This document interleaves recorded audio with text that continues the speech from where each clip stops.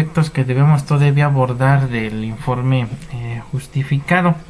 Durante la sesión anterior estuvimos, o más bien nos adentramos a lo que es la redacción del informe justificado por parte de la autoridad responsable, y les mencionaba que en la práctica pues yo no he observado que la autoridad responsable rinda en la forma debida lo que es el informe con justificación.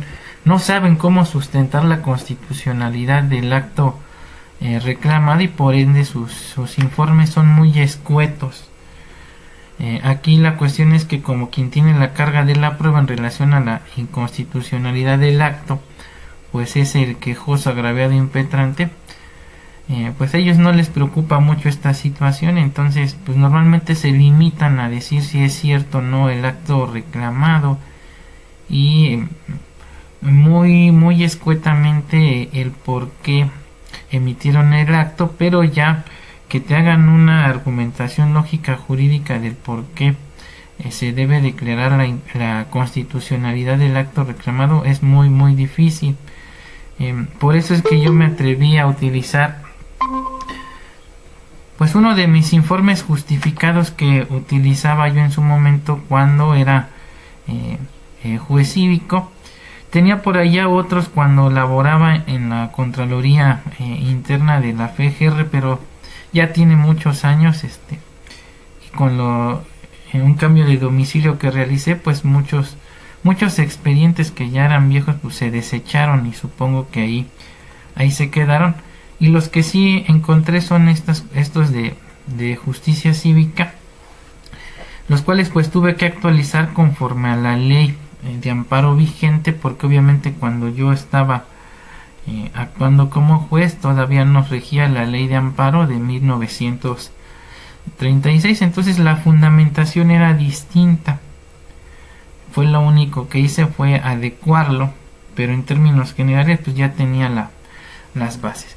Y entonces mencionábamos que uno de los aspectos más importantes de lo que es el informe con justificación es el apartado de los antecedentes del acto reclamado, pues a partir de estos la autoridad responsable nos va a narrar cómo es que surgió el acto reclamado. Y entonces estábamos analizando un informe con justificación relativo a una imposición de una sanción consistente en un arresto inconmutable de 20 horas derivado del programa Conduce sin alcohol, vulgarmente denominado alcoholímetro, y donde el quejoso aducía algunas violaciones. Dentro de ellas, ya saben lo clásico que aducen las personas que no son expertas en derecho, los famosos coyotes que se encuentran a los alrededores de los juzgados, en relación a que el juez cívico, primero que la policía los detuvo en violación al artículo 16 constitucional, dado que no contaban con una orden por escrito para molestarlo en su persona y sus bienes, lo cual pues ya quedó sumamente superado. Ya la Suprema Corte de Justicia de la Nación, a través de la jurisprudencia, resolvió sobre esa situación hace ya más de 15 años, en relación a que estamos en presencia de la comisión de una infracción a los reglamentos de policía y buen gobierno bajo la hipótesis de flagrancia, y luego entonces en esos casos pues opera una excepción a la garantía o el derecho de libertad. En ese sentido, entonces, los elementos de policía, en ejercicio de las facultades que les confiere el 16 constitucional, así como 65 y 66 de la Ley de Cultura Cívica, cuando presencien la comisión de una infracción, pues procederán a detener al presunto infractor y ponerlo a disposición del juzgado cívico. Entonces, ya que a estas alturas ustedes, al promover un amparo, argumenten estas cuestiones de que la detención practicada por parte de la policía es inconstitucional y violenta el artículo 16, pues lo único que demostraría es su ignorancia en el tema. Entonces debemos atacar cuestiones más finas y donde normalmente los jueces cívicos sí incurren en violaciones, como por ejemplo hablábamos de que debe haber un registro inmediato de la detención, y en este sentido, pues como ustedes ya lo saben, recientemente se publicó una legislación que regula precisamente esta cuestión del registro inmediato en materia de detenciones, y entonces el elemento de policía debe hacer un registro inmediato de la detención antes de ponerlo a disposición del juzgado cívico, situación que debe ser verificada por supuesto por el garante, en este caso de su libertad, y lo es precisamente el juez cívico, ya que si bien es cierto la Corte incluso resolvió mediante jurisprudencia que el principio de presunción de inocencia no opera tratándose de detenciones en flagrancia, como lo son en el caso de las detenciones practicadas conforme a las atribuciones que les confiere la Ley de Cultura Cívica a los elementos de policía por la presunta comisión de infracciones. Dicho principio, sin embargo, empieza a operar a partir de que son puestos a disposición del juez cívico, y luego entonces quien debe presumir su inocencia a partir de su puesta a disposición es el juez, y él es el garante. Entonces debe verificar que se den todos los presupuestos que establece tanto el artículo 16 constitucional como 65 y 66 de la Ley de Cultura Cívica en relación a las máximas de la flagrancia. Si no está acreditada de manera fehaciente la flagrancia, pues lo correcto entonces es que el juez no acuerde su legal retención y sujeción a procedimiento administrativo, sino a contrario ordene su inmediata libertad, o si una vez que se le planteó el hecho a través de la boleta de remisión, que es el acto circunstanciado que realiza el policía para sustentar la legal detención, si el juez considera que los hechos que le están poniendo en su conocimiento no son constitutivos de una infracción, pues entonces en ese sentido debe resolver que al no ser constitutiva de infracción, pues no existen elementos para que se declare competente para conocer del mismo, y debe ordenar su inmediata libertad si así lo considera pertinente. Si está en presencia de la comisión de algún delito, pues entonces tendría la obligación incluso de darle vista al Ministerio Público. Entonces esta es la parte fina que ustedes deben atacar. Incluso les voy adelantando un poquito más, actualmente ya incluso existe un informe homologado único para efectos de las detenciones con motivo de faltas de policía y buen gobierno, situación que incluso la misma policía desconoce, y por supuesto también los jueces cívicos. Entonces ustedes se deben dar a la tarea de estudiar todos estos ordenamientos para efecto de combatir tales actos cuando formulen el juicio de amparo, y el juez pues también tendría la obligación de analizar todos estos ordenamientos para determinar si efectivamente se dan o no las máximas para justificar la legal detención por parte de los policías. Incluso comentábamos la sesión anterior que deben observar ciertas reglas en relación a la cadena de custodia de los documentos o los instrumentos objetos relacionados con la presunta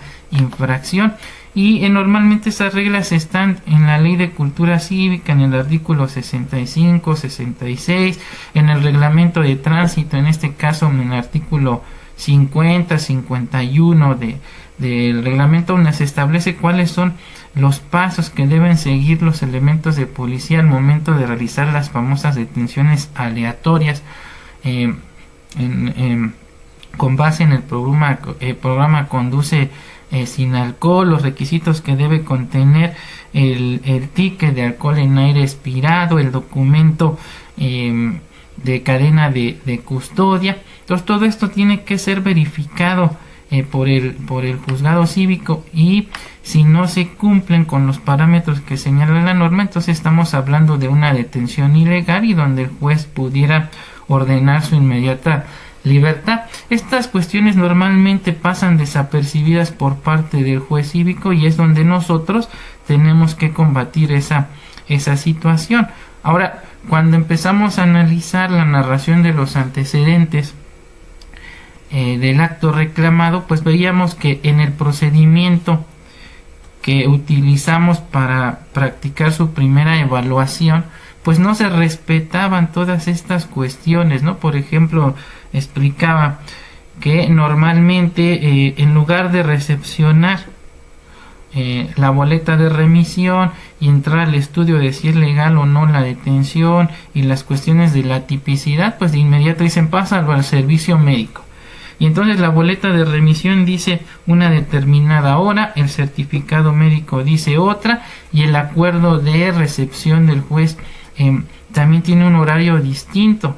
Y en este sentido, si nosotros acreditamos con las constancias que emita en su momento el juzgado, que el juez primero me envió al servicio médico antes de acordar mi legal retención, pues ya estamos hablando de una violación flagrante del artículo 16 constitucional, ya que no hubo un registro inmediato de la detención y dispuso de mi libertad sin haberme sujetado formalmente a un procedimiento administrativo. Entonces, en este orden de ideas, lo primero que tiene que hacer el juez es recepcionar la boleta, acto seguido entrar al estudio de los hechos para determinar si hay o no elementos para presumir la comisión de una infracción. Si es así, entonces se declara competente para conocer del asunto y acuerda mi legal retención y sujeción a procedimiento administrativo. Hecho lo anterior, entonces debe dar intervención al médico legista para que éste determine si estoy apto o no para atender la audiencia. Y si el médico determina que no estoy apto, habíamos comentado, se tiene que suspender la audiencia de ley y esperar a que pase el tiempo probable de recuperación que determinó el médico legista para continuar con la audiencia. Incluso les comentaba que se sugiere que se le envíe nuevamente al presunto infractor al médico legista para que determine si ya está apto o no para atender su audiencia. Pues el tiempo es estimado, por eso dice tiempo probable. Hay una probabilidad de que pasado 4, 6, 8, 10, 12, lo que determine el médico, posiblemente ya esté apto. Entonces, una vez que transcurra dicho tiempo, lo vuelvo a enviar al médico legista para efecto de que me determine si está apto o no para atender su audiencia.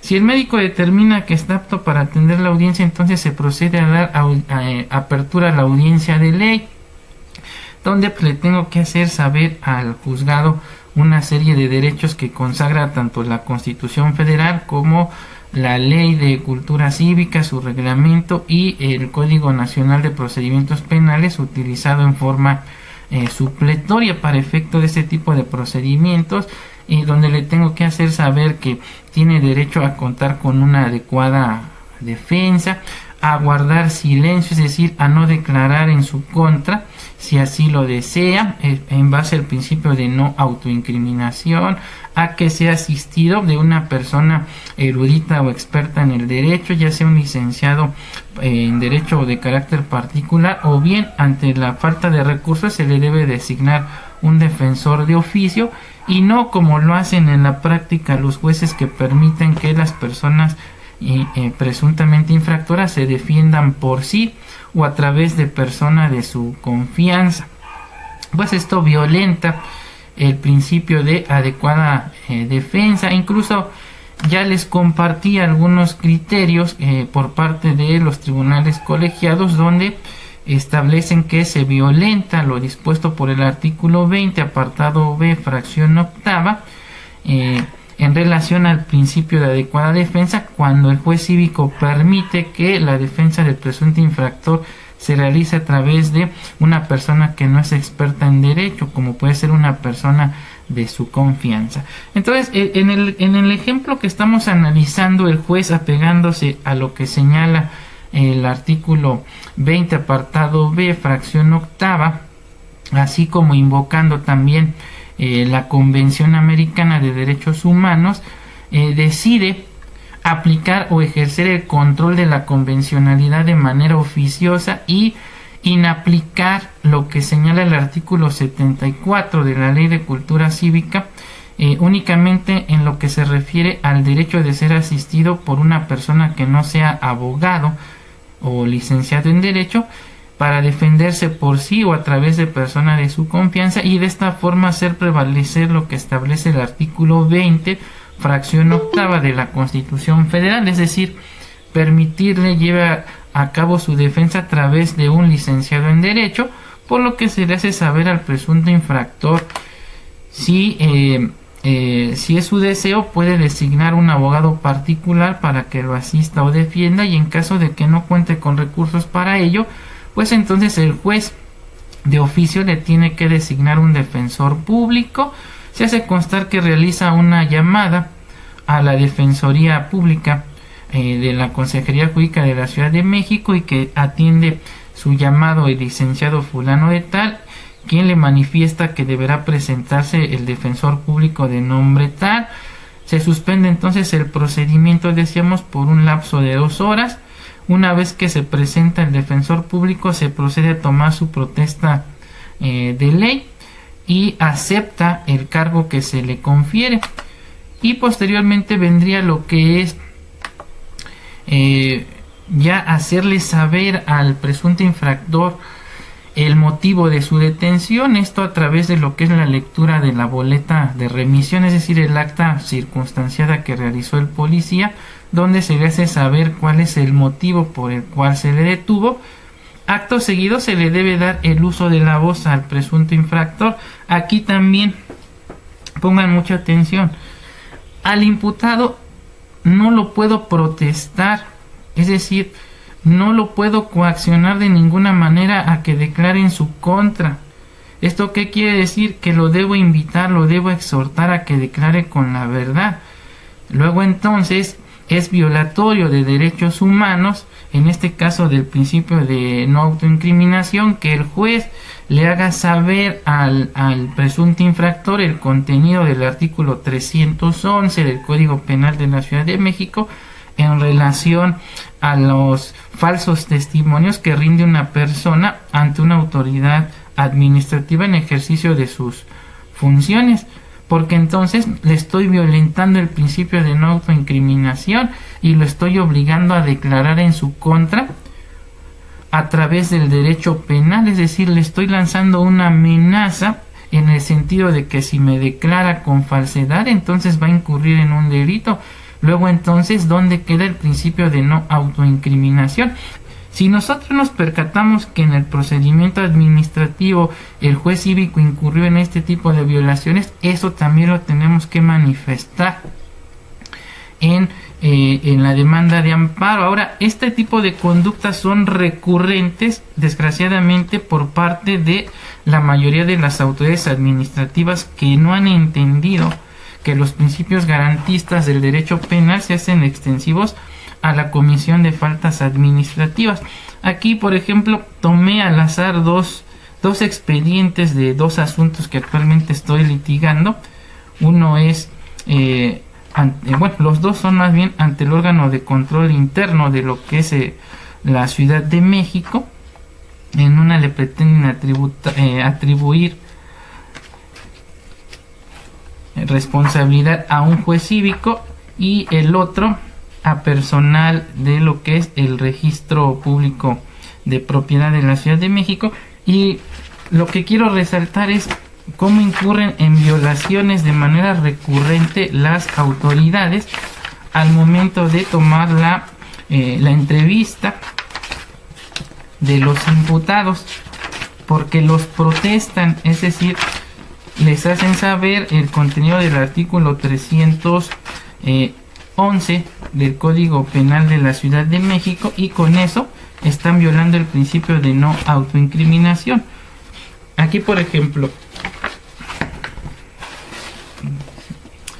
fíjense bien, le voy a dar lectura para que se den cuenta de cómo se violenta este principio. Dice: acto seguido se declara abierta la audiencia, haciéndose constar que se encuentra presente el presunto responsable, omitimos el nombre, en atención al oficio de emplazamiento referido en el premio de la presente audiencia, quien se identifica con tal documento, el cual se tiene a la vista, del cual se ordena obtener una copia fotostática, integrarla en el presente expediente en que se actúa y se devuelve en original a la compareciente por tratarse de un documento de identificación oficial. Acto continuo, esta autoridad sustanciadora exhorta a la compareciente, hasta ahí parece que todo va bien, para que se conduzca con la verdad en la presente diligencia. Aquí es donde empiezan las violaciones. Advertida de las penas en que incurren quienes faltan a la verdad en relación a los hechos que motivan la intervención de esta autoridad en términos de lo establecido por el artículo 311 del Código Penal vigente para el Distrito Federal. Incluso hasta citan un ordenamiento que ya no se encuentra vigente. Enterada de lo anterior y a petición expresa de esta autoridad, quien dijo llamarse, como ha quedado escrito, fulanet, y le proceden a tomar su versión de los hechos. A ver, aquí hay de dos: o lo exhortas o lo apercibes, y el apercibimiento implica en hacerle saber precisamente el contenido del artículo 311 del Código Penal para la Ciudad de México en relación a las falsas declaraciones ante una autoridad en ejercicio de sus funciones. Luego entonces, si soy imputado o presunto infractor, pues no me tienes que hacer saber el contenido de dicho dispositivo, porque me estás amenazando en el sentido de que si no declaro con la verdad, pues puedo incurrir en el delito de falsedad de declaraciones, lo cual es incorrecto y por lo tanto es violatorio del principio de no autoincriminación. Ahora aquí tengo otro expediente, vamos a ver, y básicamente se cometen las mismas violaciones. Incluso me he percatado que cuando se gira el citatorio al presunto infractor, se le apercibe que para que en caso de que no comparezca a la audiencia se darán por cierto los hechos. Eso también es violatorio del principio de no autoincriminación. En materia administrativa disciplinaria opera el principio de presunción de inocencia. Entonces, aunque yo guarde silencio, no declare, no comparezca, quien tiene la obligación de demostrar si incurre o no en una responsabilidad administrativa, pues es el órgano investigador y quien en su momento tiene que demostrar que se cometió o no la presunta infracción. Bueno, vamos a ver. Igual, aquí tenemos, este es un procedimiento, este es el de justicia cívica. Igual dice que se encuentra presente en el interior de las oficinas quien dijo llamarse fulanito de tal, quien en su calidad de servidor público comparece para dar cumplimiento a lo que se notificó mediante citatorio de fecha tal. Dice asimismo, en este acto se le procede a tomar su protesta de ley, para lo cual se le hace saber el contenido de lo dispuesto por el artículo 311 del Código Penal para la Ciudad de México en relación a las declaraciones falsas ante una autoridad administrativa en ejercicio de sus funciones, por lo que acto seguido se le procede a exhortar para que declare con la verdad. El mismo error: o lo exhortas o lo apercibes.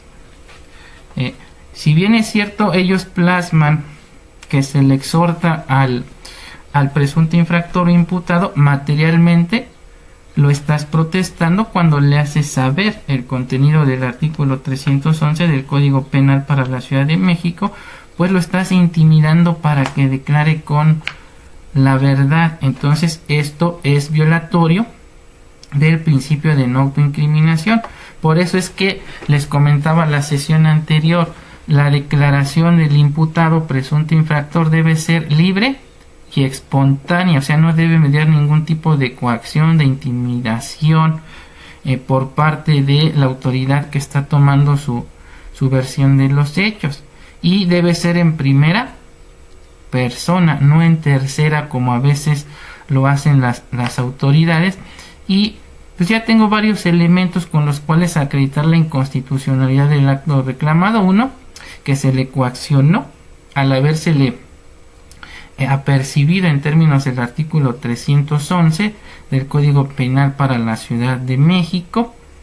2, que de alguna manera se le indujo a declarar en un determinado sentido, pues en lugar de estar plasmada su versión de los hechos en primera persona, está en tercera persona y con un lenguaje que no es propio con su nivel de instrucción. Es decir, si por ejemplo me están presentando a una persona que tiene nivel de instrucción primaria y donde me habla con ciertos términos jurídicos que no le son asequibles a cualquier persona, pues con eso ya estoy demostrando que se indujo la forma en cómo rindió su manifestación en relación a los hechos. ¿Hasta aquí alguna duda? No. ¿No?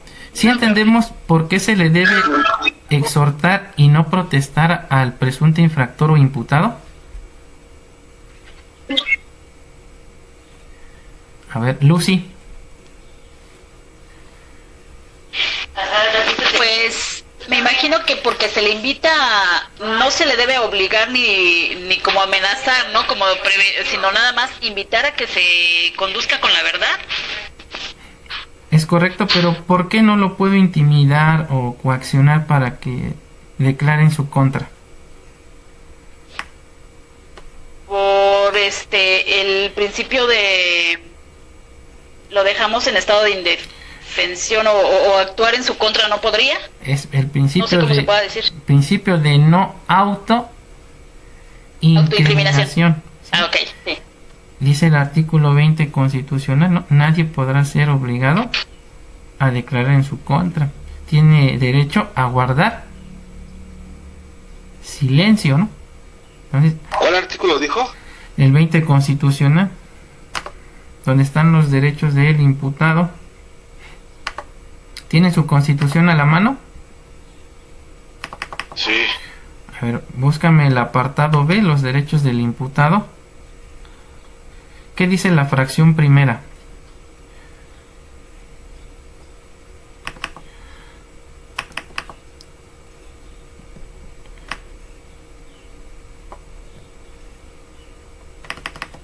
A quien se presuma su inocencia mientras no se declare su responsabilidad mediante sentencia emitida por el juez de la causa. Ok, ahí me está hablando de qué? De la presunción de inocencia.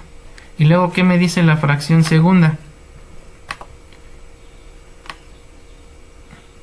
A declarar o a guardar silencio, desde el momento de su detención se le harán saber los motivos de la misma y su derecho a guardar silencio, el cual no podrá ser utilizado en su perjuicio. Okay. Queda prohibida y será sancionada por la ley penal toda incomunicación, intimidación o tortura. La confesión rendida sin la asistencia del defensor carecerá de todo valor probatorio. Ok. Estas autoridades están violentando, ¿no?, ese principio. Sí. Sí, ¿verdad? Porque están coaccionando, intimidando al presunto infractor a través del derecho penal, obligándolo a que declare en su contra bajo la amenaza de que si declara con falsedad incurre en el delito de falsedad de declaraciones. Y sí, efectivamente, anteriormente había una ley, o todavía es la ley contra la tortura, hablaba o regulaba específicamente esta conducta cuando algún funcionario, a efecto de obtener una confesión, pues coaccionaba o intimidaba de alguna manera a los presuntos infractores o imputados. Y es normalmente el argumento que yo utilizaba cuando le iniciaba algún procedimiento administrativo a los jueces cívicos, cuando detectaba precisamente que en lugar de exhortar al presunto infractor para declarar con la verdad, lo protestaban. Pero parece que pasan y pasan los años y es un vicio que traen arraigado y que no podemos lograr combatir en su totalidad. Entonces la situación por la cual les doy todos esos tips es para que ustedes también empiecen a combatir esta serie de actos y se empiecen a formar ya criterios. Digo, Una de las ventajas o bondades que tiene esta reforma constitucional en materia judicial y concretamente en lo relativo a la jurisprudencia es que tratándose de las resoluciones emitidas por el Pleno de la Corte y las salas, ya no vamos a requerir de 5 sentencias ejecutoriadas en un mismo sentido y sin ninguna en contrario para que hagan jurisprudencia.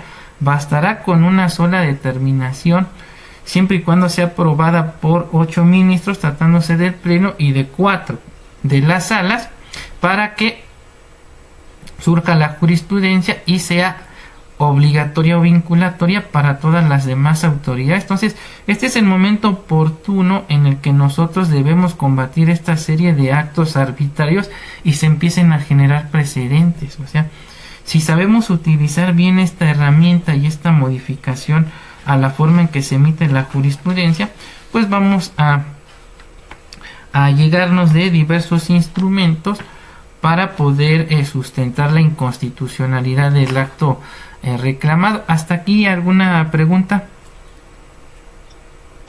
¿No? No, profe. Ok, bueno. En el caso concreto decíamos entonces, supongamos que el juez está actuando conforme a derecho y conforme a lo que establece la Constitución y entonces aplica el control de la convencionalidad y le permite que lleve a cabo una adecuada defensa. Ya lo vimos, no contaba con recursos el presunto infractor y entonces se le designa un defensor público y se le hace saber entonces los motivos de su detención y este acepta su participación en el hecho que se le atribuye. Y bueno, me permito darle lectura a su versión de los hechos. Recuerden, debe ser en primera persona. Incluso si me dice alguna grosería o vulgaridad, la plasmo tal cual para que se entienda que es libre y espontánea. Fíjense bien qué le dijo el presunto infractor al juez. Dice: la verdad, mi jefe, es cierto que antes de abordar mi carro había tomado 2 copas de whisky en un bar que se llama La Chabela, en compañía de unos amigos, y pues ya iba para mi casa, cuando me tocó la mala fortuna de pasar por un retén del alcoholímetro, donde unos policías me pidieron me orillara y entonces es cuando me paré. Y un policía me tocó el vidrio del lado del piloto y me realizó varias preguntas que no recuerdo bien cuáles fueron, pero sí me acuerdo que me preguntó si había tomado alcohol antes de abordar mi auto. Y pues la neta le dije que sí, por lo que me explicó que me aplicarían la prueba del alcoholímetro y me dijo que mi resultado fue de 0.44 y que por eso me tenían que llevar con el juez cívico y pues ya ve, por eso estoy aquí. ¿Sí notan la espontaneidad de la manifestación del presunto infractor, Elena? Sí. Entonces, así tal cual como ellos nos narren los hechos, así lo debemos plasmar. Si se dan cuenta, cuando ustedes estudien un expediente administrativo disciplinario, normalmente la autoridad la transcribe en tercera persona y entonces dicen, y en uso de la voz el presunto infractor refiere que al ir circulando, entonces esa manifestación ya no es libre y espontánea y pues lo mejor de todo es que quedó plasmada en un documento oficial que me están entregando incluso hasta en copia certificada y con la cual voy a acreditar en este caso una violación al principio de no autoincriminación. Y si a eso le sumamos que en lugar de exhortarme a declarar con la verdad me protestaron, pues ya tengo más elementos para acreditar la violación a dicho principio. Ahora, regresando al informe justificado que rinde en este caso el juez, aquí ya empieza a desvirtuar la inconstitucionalidad del acto reclamado y me dice lo siguiente, dice: lo anterior establece el presupuesto del conocimiento previo de la imputación administrativa que obraba en su contra, por haber tenido conocimiento previo de la falta que se le imputó, con lo que se desvirtúa el aserto de la hora quejoso en el sentido de que este fue arrestado por un procedimiento que no reunió los requisitos de procedibilidad puesto que al mismo jamás se le dejó en estado de indefensión, ya que tuvo la oportunidad de defenderse y desvirtuar la imputación que obró en su contra. Sin embargo, este se limitó a reconocer en forma lisa y llana la ejecución de la conducta que se le atribuyó, por lo que es de concluirse que el mismo fue escuchado y vencido en un procedimiento administrativo seguido en forma de juicio y con apego a las formalidades legales a fin de garantizar su adecuada defensa y su debido proceso. Es decir, con esto el juez cívico está desvirtuando todas y cada una de las presuntas violaciones que adujo el quejoso en su demanda de amparo. Está acreditando que el presunto infractor fue debidamente oído y vencido en juicio, que fue presentado por la comisión de una falta flagrante, que para ello se elaboró una boleta de remisión donde se describieron circunstancias de modo, tiempo y lugar, se relacionaron los objetos que tienen relación directa con la comisión de la presunta infracción, se respetó lo relativo a la cadena de custodia y por ende existen elementos suficientes para que el juez se hubiese declarado competente para conocer del asunto. En virtud de ello, acordó su legal retención y sujeción a procedimiento administrativo. Acto seguido lo envió al servicio médico legista para que determinara si estaba apto o no para atender su audiencia. Determinó que sí. Entonces le hago saber los derechos que consagra en su favor la Constitución, la Ley de Cultura Cívica, el Reglamento, el Código Nacional de Procedimientos Penales. Le hago saber que, no obstante de que la Ley de Cultura Cívica establece que puede defenderse por sí o por persona de confianza, que atendiendo a lo dispuesto por el artículo 20, apartado A, fracción 20 apartado B, fracción octava de la Constitución, inaplico lo que refiere el artículo 74 de la Ley de Cultura Cívica y hago prevalecer lo que establece el artículo 20 apartado B, fracción octava constitucional, para permitirle el ejercicio a una adecuada defensa. Le permito entonces que intervenga un defensor público, le tomo su protesta de ley en relación al cargo conferido al defensor público, le hago saber cuál es la naturaleza del hecho que se le atribuye, es decir, quién y de qué se le acusa, así como las circunstancias de tiempo y lugar de la presunta infracción. Una vez enterado de ello, le concedo el uso de la voz y acepta haber participado en la conducta que se le atribuyó. Luego entonces se le respetaron todas las formalidades esenciales del procedimiento y por ende se respetó el debido proceso. Y si ven, apenas estamos hablando de los antecedentes del acto reclamado, pero el juez ya le dio bastantes elementos para sustentar la constitucionalidad del acto reclamado. ¿Alguna pregunta al respecto? ¿No? No. ¿Sí vamos entendiendo? Bueno, ¿qué más nos dice? Enrique, ¿quería comentar algo, no? No, sí está quedando todo claro. Ok. ¿Qué más me dice el juez? Dice, bajo ese orden de ideas es que una vez escuchada la versión de los hechos del remitido o presentado, se declaró por cerrada la audiencia oral, por lo que una vez examinadas y valoradas las pruebas existentes en el expediente y que consistieron en el ticket del examen de la prueba de alcohol en aire expirado número tal con resultado de alcohol en aire expirado de 0.44 miligramos sobre litro, documento que una vez relacionado con otros elementos de convicción como son la boleta de remisión número tal, el formato de control de cadena y de custodia para la prueba de detección de alcohol en aire expirado del presunto infractor, así como el certificado médico que lo valoró con aliento alcohólico, no ebrio, si apto para atender su audiencia, todos en su conjunto hicieron prueba plena sobre la legal detención del presunto infractor por parte de los policías remitentes en términos de lo dispuesto por el artículo 16, párrafo quinto, 65 y 66 de la Ley de Cultura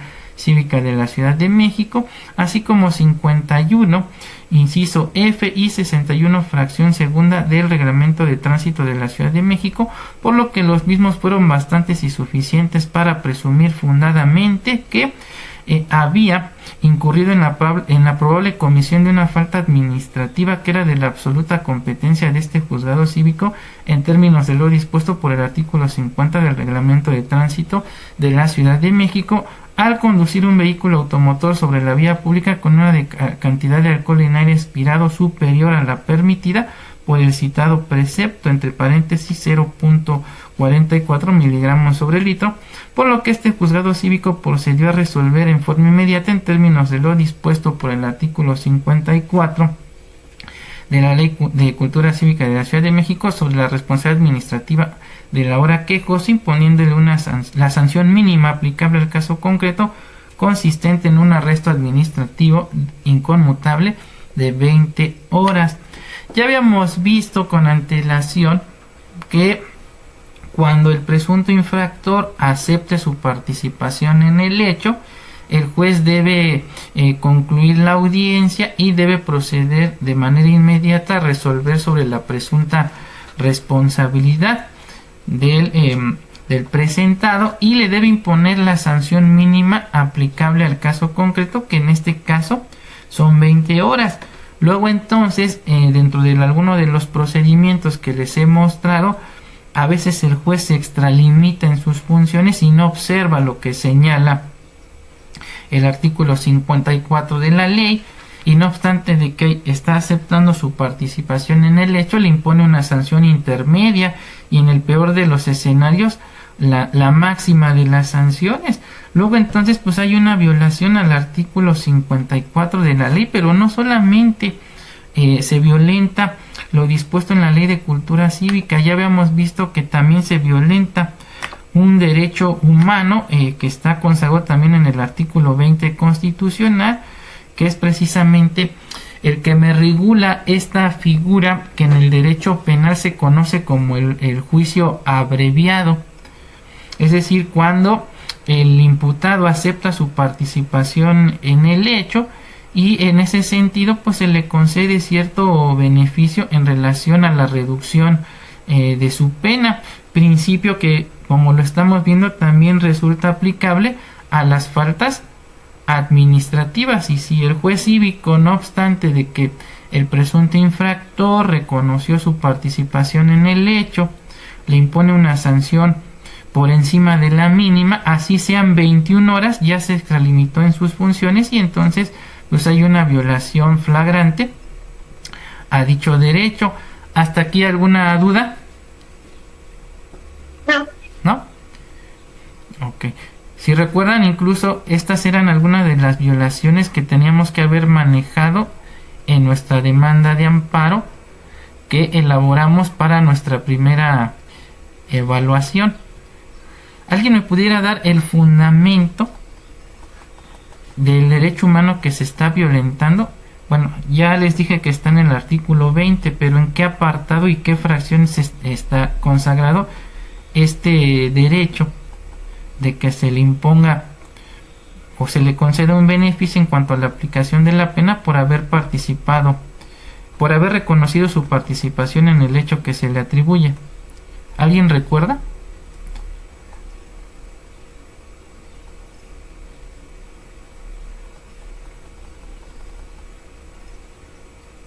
¿No?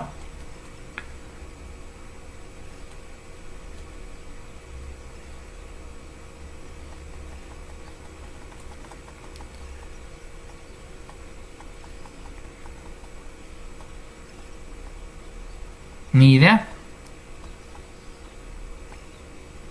Yo lo estoy leyendo, pero no encuentro a ver.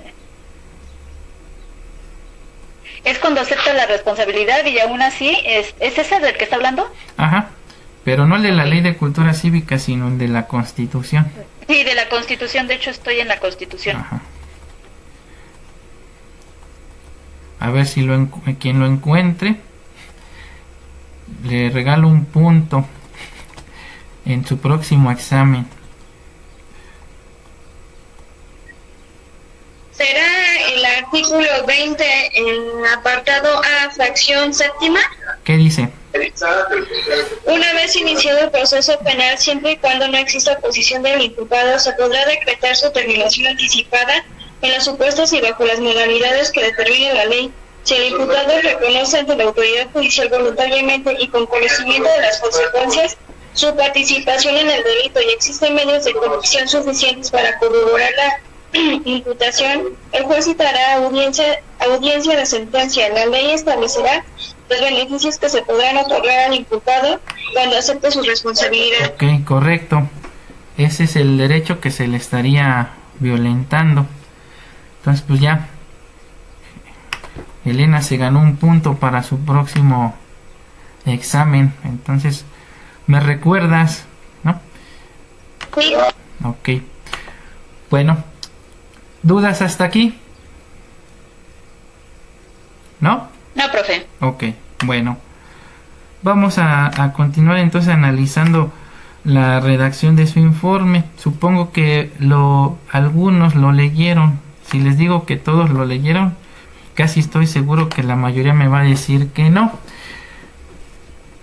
Pero bueno, dice entonces, ¿qué más me dice en este caso el juez? Dice, es por toda y cada una de las razones antes expuestas que esta autoridad administrativa, en términos de lo dispuesto por el artículo 67, fracción cuarta de la Ley de Cultura Cívica de la Ciudad de México, y concatenadas que fueron las pruebas que obraron en el procedimiento administrativo número tal, que fueron, y empieza a describir cada una de las pruebas. Dice, es que llegó a la conclusión que la conducta desplegada por el C fulano de tal, quien en forma expresa reconoció de manera libre y espontánea en presencia de su abogado defensor que antes de abordar su vehículo había ingerido 2 copas de whisky, lo cual a su vez fue robustecido por el examen médico practicado por el médico legista, mediante el cual se le valoró con aliento alcohólico, no ebrio y apto para atender su audiencia, mismos que en su conjunto integraron prueba plena de la conducta desplegada cometida por fulano de tal, misma que encuadró a la perfección en el supuesto de prohibición y sanción previsto en el artículo 50 del reglamento de tránsito de la Ciudad de México, toda vez que incumplió con un deber de cuidado que necesariamente le era exigible observar por su calidad de conductor, es decir, era el garante. ¿El garante de quién? De la seguridad, ¿verdad?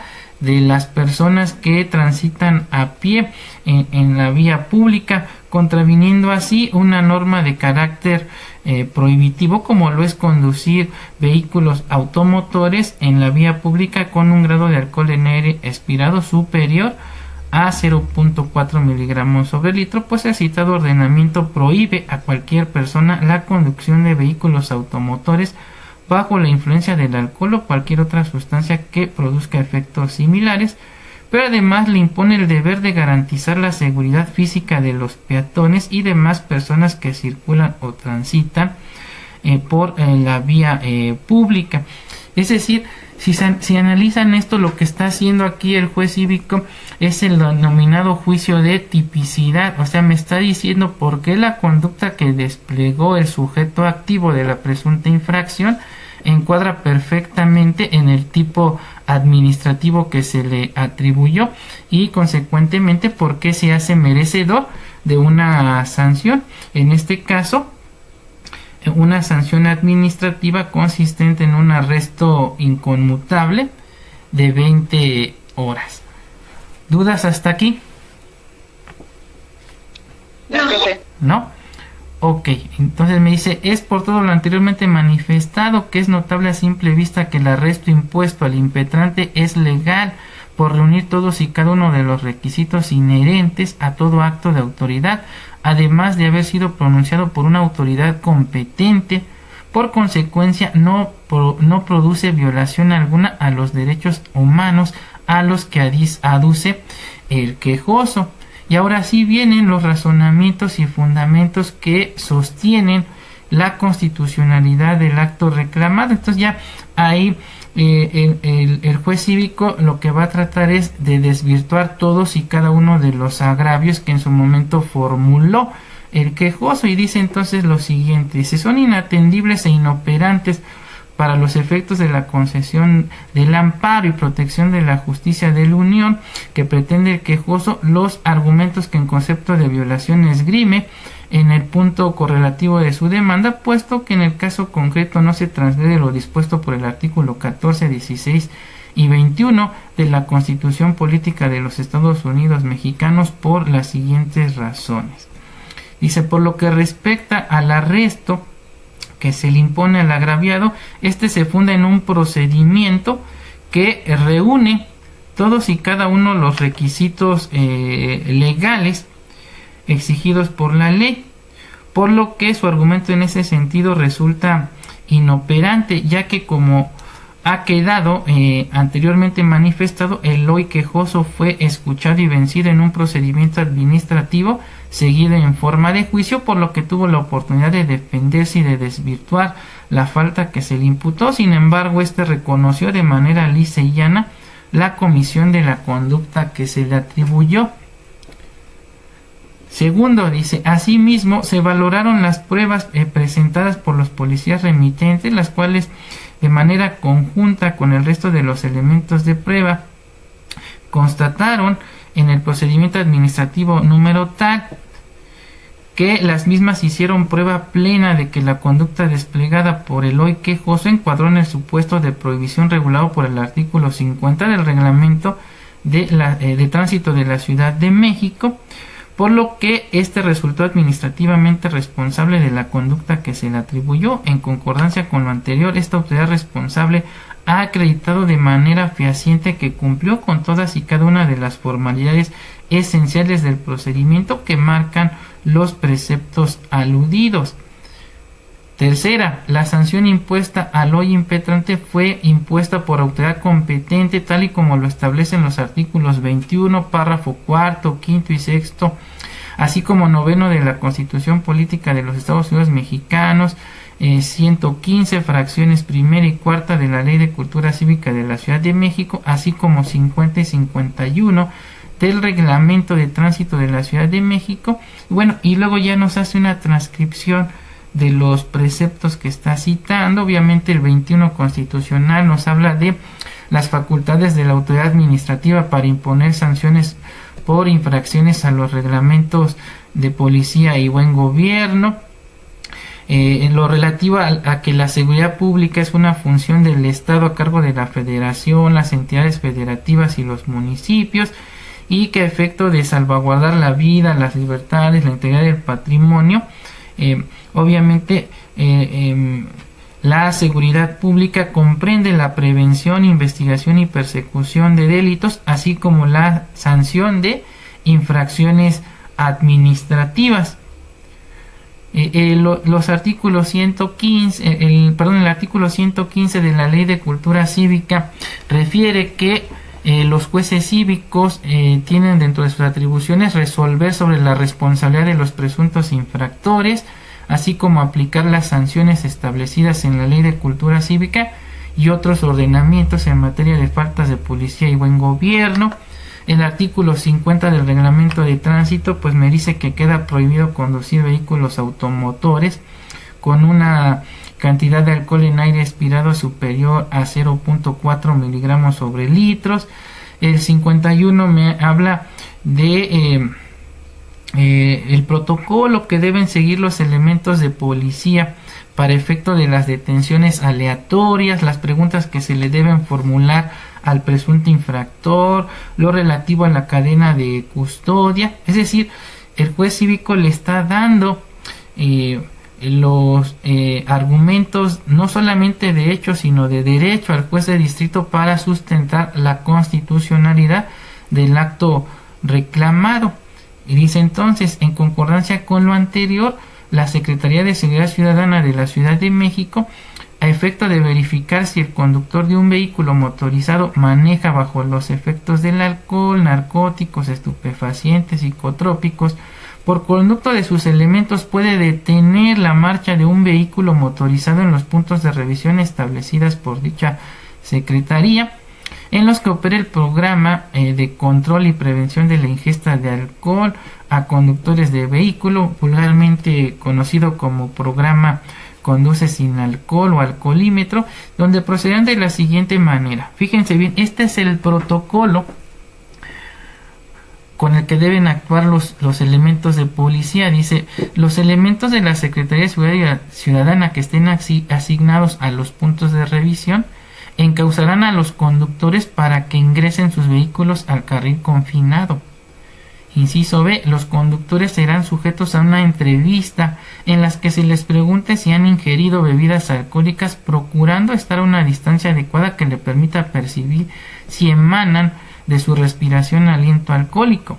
Si derivado de la entrevista el elemento de seguridad se percata que el conductor no presenta signo de haber ingerido bebidas alcohólicas, le permitirá continuar su recorrido. Sin embargo, si éste se percata que el conductor muestra signos de haber ingerido bebidas alcohólicas, el personal técnico comisionado por la referida Secretaría lo someterá al examen respectivo a través de los aparatos autorizados para este efecto, los cuales realizarán la medición del porcentaje de alcohol. En caso de que el conductor no sobrepase la cantidad de alcohol permitida por el reglamento de tránsito de la Ciudad de México, se le autorizará a continuar su recorrido. Cuando el conductor sobrepase la cantidad de alcohol permitida, el vehículo será remitido al depósito vehicular. Bueno, en ese entonces, cuando yo estaba como juez, todavía se permitía que si iba un acompañante que no había ingerido con el presunto infractor, se le permitiera que éste se llevara el vehículo, y en caso de que nadie lo acompañara, se remitía al mismo al corralón. Hoy fue modificado el reglamento de tránsito, y ahí sí hay algunas cuestiones de inconstitucionalidad que ustedes sí pudieran manejar, como el hecho de que se le obligue al infractor o a más bien al dueño del vehículo a pagar en su momento las multas impuestas por el traslado y la permanencia del vehículo en el corralón, y que de alguna manera se obligue también a que el presunto infractor cumpla con el arresto respectivo para que se le pueda devolver el vehículo. Ahí sí estamos hablando de cuestiones que ustedes sí pueden combatir a través del juicio de amparo, y donde posiblemente sí pudiera prosperar el juicio de amparo, porque la responsabilidad administrativa es subjetiva, es decir, debe acreditar el dolo o la culpa. Esto que implica que en estas materias está prohibida la responsabilidad objetiva, es decir, cuando no me interesa si el sujeto actuó con dolo o con culpa, y independientemente de si lo hizo o no de esta manera, lo hago responsable directamente de las conductas que cometieron terceros, como es el caso de los padres o tutores de los menores de edad o incapaces, o los patrones con relación a sus trabajadores. Eso es en materia civil, no en materia administrativa, y aquí lo que indebidamente está haciendo el legislador, o más bien el jefe de gobierno, al expedir este ordenamiento, es obligar solidariamente a un tercero a responder por las conductas del sujeto activo, lo cual violenta el principio de intrascendencia de la pena. Este principio, acuérdense, parte del derecho penal, donde me dice que no puede trascender la pena más allá del sujeto activo. Entonces esto lo vamos a trasladar al derecho administrativo, y aquí es donde sí pudiéramos tener en su momento elementos para que prospere el amparo. Ahora, si el vehículo es remitido a un depósito vehicular, el conductor deberá cubrir los respectivos derechos por concepto del servicio de arrastre, almacén del vehículo, conforme lo determina el Código Fiscal para la Ciudad de México, lo que estábamos hablando hace un momento. Dice, se le solicitará al conductor la licencia de conducir y la licencia de permiso, así como la tarjeta de circulación del vehículo y la póliza de seguro de responsabilidad civil a terceros, y que se encuentre vigente, y todos los pasos que debe seguir en su momento el elemento de policía, y dice, a consecuencia de lo anterior será la persona juzgadora, es decir, el juez cívico, quien le corresponderá resolver sobre la responsabilidad administrativa de las personas que los elementos de la Secretaría de Seguridad Ciudadana detengan por la presunta comisión de infracciones al artículo 50 del Reglamento de Tránsito, así como en su caso la aplicación de las sanciones correspondientes. Finalmente, a quien resulte administrativamente responsable de conducir un vehículo automotor en la vía pública, rebasando las cantidades de alcohol permitidas por el artículo 50 del Reglamento de Tránsito de la Ciudad de México, serán sancionadas por el juez cívico con un arresto inconmutable de 20 a 36 horas. En virtud de lo anteriormente expuesto, queda acreditado de manera fehaciente que el hoy quejoso no sufrió, como lo establece en su demanda de amparo, ninguna violación a sus derechos humanos.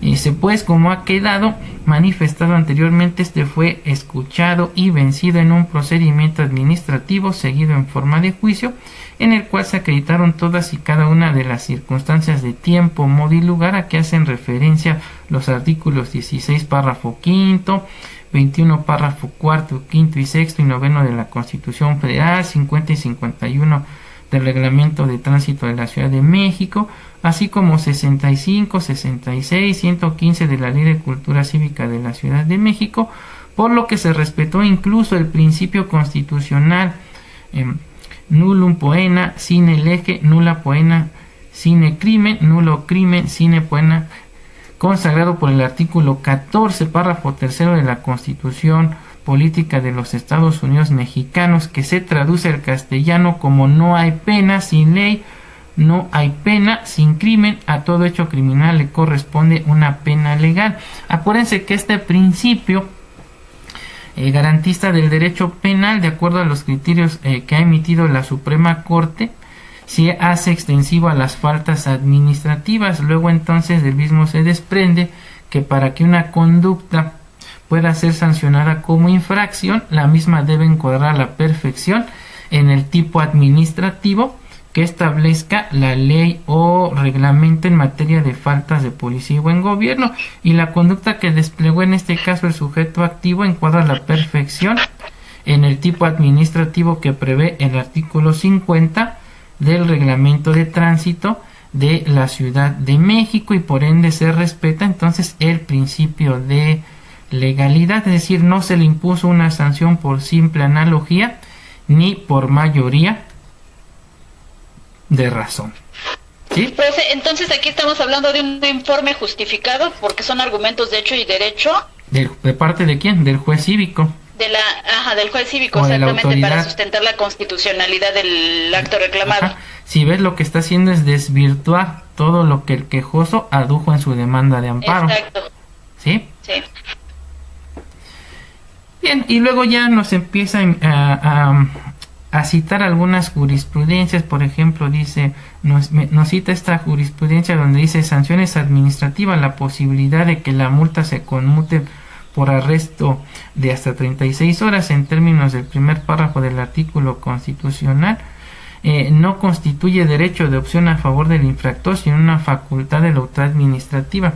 Es decir, no por el hecho de que el artículo 21 diga, hablo del 21 constitucional, que tratándose de infracciones administrativas se impone multa o arresto, quiere decir que por ejemplo el presunto infractor, tratándose del programa Conduce sin alcohol, tenga derecho a pagar una multa.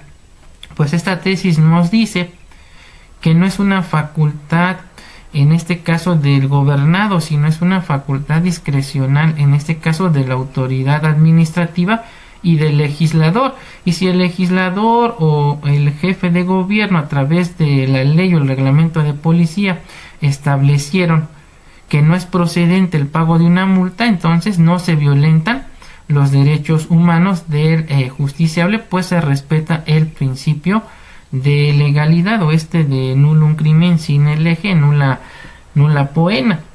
Entonces, en estos casos, si el reglamento me dice que la sanción consiste en arresto inconmutable, pues se le impondrá arresto inconmutable, y esto no implica violaciones a los derechos del justiciable. Y luego también nos cita una que dice: habla del programa Conduce sin alcohol y el protocolo que deben seguir, esta cuestión de la cadena de custodia, la cuestión de la presunción de inocencia de la que mencionábamos. Dice, por ejemplo, Cultura Cívica del Distrito Federal. El artículo 55 de la ley relativa, publicada en la Gaceta Oficial de la entidad del 31 de mayo de 2004, que prevé la detención y presentación del probable infractor, no viola la garantía de libertad. Esto es lo que yo les decía. 4. Estamos hablando de que ya transcurrieron 17 años desde que la Suprema Corte resolvió que las detenciones que practican los elementos de policía en la vía pública no violentan la garantía de libertad. ¿Esto qué implica? Pues que no requieren de una orden escrita donde se funde y motive las causas de la detención. Basta con que los sorprendan en la vía pública cometiendo una presunta infracción para que lo detengan y lo pongan a disposición del juez. Y es precisamente el juez cívico el que debe presumir su inocencia. Y quien tiene la carga de la prueba precisamente pues es el elemento de policía que realizó la detención. Me voy a permitir darle lectura para que comprendan más este aspecto. Dice: la detención y presentación del presunto infractor ante el juez cívico no implica una aprehensión que deba realizarse en cumplimiento de una orden expedida por la autoridad judicial previa denuncia o querella de un hecho que la ley señale como delito. Es decir, la presentación a que alude el artículo 55 de la Ley de Cultura Cívica del Distrito Federal es diferente a la detención sancionada con pena privativa de la libertad, pues solo se trata de un aseguramiento momentáneo de la persona. De ahí que válidamente puede afirmarse que dicho artículo no viola la garantía de libertad del individuo. Esto es, conforme al citado numeral, el policía en servicio solo puede detener y presentar al presunto infractor ante el juez cívico si presencia la comisión de la infracción, cuando tenga conocimiento de la comisión de la infracción inmediatamente después de su realización o cuando encuentre en su poder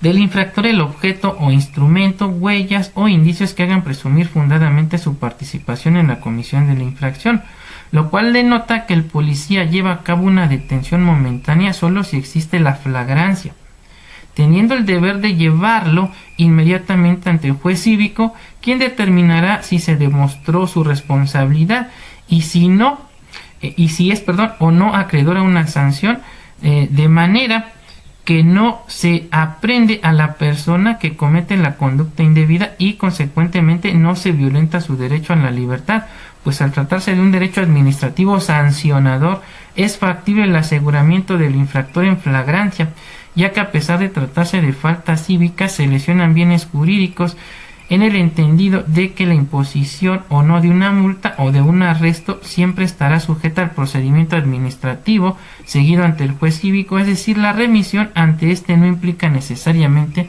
la existencia de una responsabilidad. Por lo que decíamos, el juez cívico debe presumir la inocencia del presunto infractor y quien debe acreditar la comisión de la presunta infracción precisamente es el elemento de policía.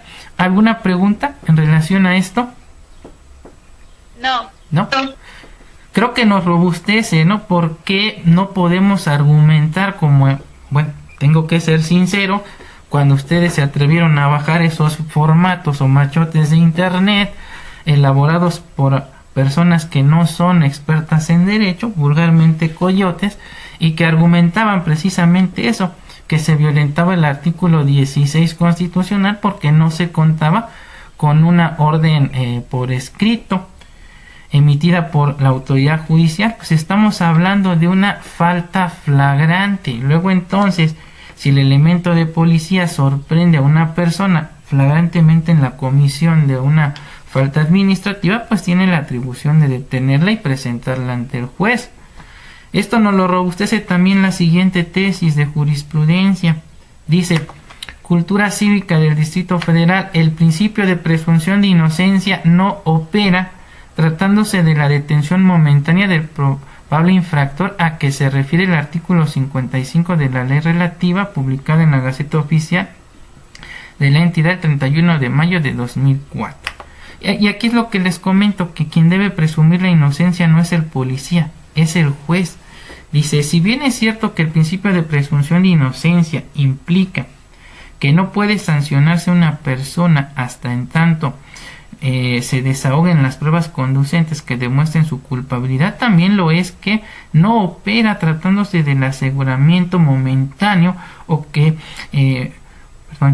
momentáneo, a que se refiere el artículo 55 de la Ley de Cultura Cívica del Distrito Federal, en términos del cual el policía en servicio debe detener y presentar a la persona ante el juez cuando sea informado de la comisión de una infracción inmediatamente después de que se hubiese realizado o se encuentre en su poder del presunto infractor el objeto, instrumento, huellas o indicios que hagan presumir fundadamente su participación en la infracción, siendo hasta el inicio del procedimiento correspondiente cuando surge el deber de respetar el principio señalado, ya que antes solo se estará frente a un acto policial que atiende a una necesidad de urgencia, pero que no se traduce en una declaratoria de culpabilidad del presunto infractor.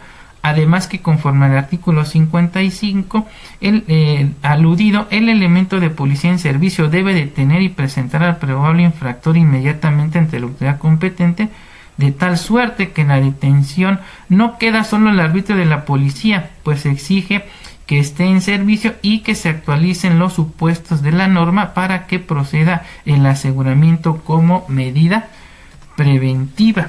Es decir, en conclusión, entonces, los elementos de policía están facultados para hacer detenciones sin la necesidad de mostrarnos una orden de detención si estamos en presencia de una probable comisión de una falta administrativa o de un delito. Entonces, con esto quiero quitarles esa idea errónea, porque muchas veces vemos a abogados que están cometiendo una falta administrativa, por ejemplo, en el interior de su vehículo, y este tiene efecto sobre la vía pública al estar estacionado en la misma, y le piden al elemento de policía que les exhiba una orden debidamente fundada por parte del juez, porque están violentando sus derechos humanos. Si están en la comisión de una falta administrativa, por ejemplo, bastante común, que está Iván,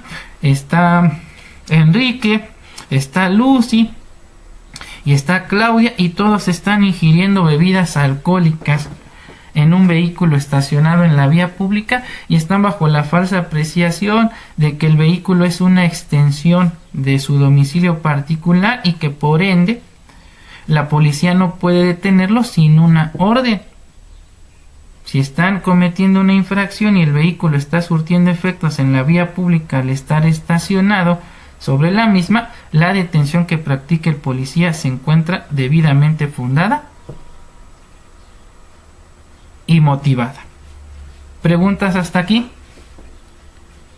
No, profe. ¿No? Creo que ya nos vamos quitando varias telarañas, ¿va? Con todos estos criterios que estamos analizando. Bien, bueno, sí.